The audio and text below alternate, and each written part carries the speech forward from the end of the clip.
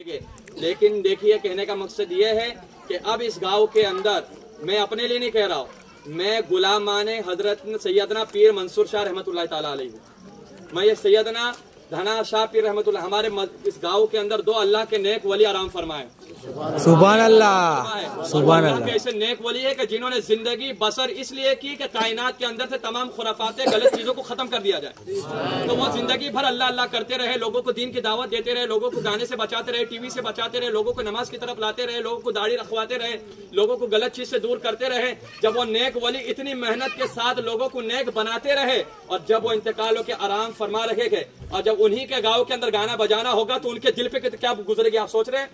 उन औलिया इकराम को कितनी तकलीफ होगी जिन्होंने चाहा था कि कायनात के अंदर से खुराफात खत्म हो जाए और उनके मजार, उनके गांव के अंदर ये खुराफातें होगी तो उनको कितनी तकलीफें होगी एक दिन का। और आप सोच रहे होगे कि चलो शादी खुशी का माहौल एक दिन बजा लेंगे, लेकिन मैं इनसे तमाम बारातियों सबसे मोहब्बत करता हूँ इसलिए कि आपने मुस्तफा का कलमा पढ़ा है।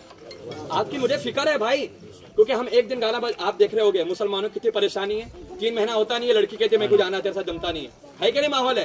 अब तलाक कितनी ज्यादा हो रही है, ये नहीं होता तो एक ही होता है, डॉक्टर साहब दवा दे तो 3 साल हो गए औलाद नहीं हो रही। ये मसला भी फैल गया है। और कितने लोग क्या रहे मौलाना के पास, मौलाना ताबीज दे दो, क्यों? कहते हैं कि औलाद तो हो गई लेकिन फरमा बरदार नहीं, मारती है।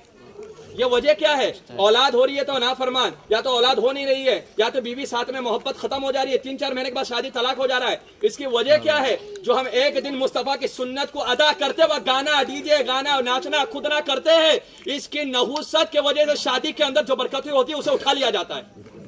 तो एक दिन की खुशी के लिए जो इनकी 40 साल, 45 साल, 50 साल की आपस की जिंदगी रहेगी वो खराब नहीं हो रही है, वो खराब नहीं हो रही है। तो उसे बचाना है तो ये गाने बजाने करना होगा। एक दिन नाचोगे 40 दिन की पूरी जिंदगी का सुकून चला जाएगा। तो एक दिन नाचने से सुन्नते रसूल के दायरे में रहकर शादी और निकाह करोगे तो 45 साल तक अल्लाह उसके रसूल आप पर रहमतों की बारिश अता फरमा देंगे। सुभान अल्लाह।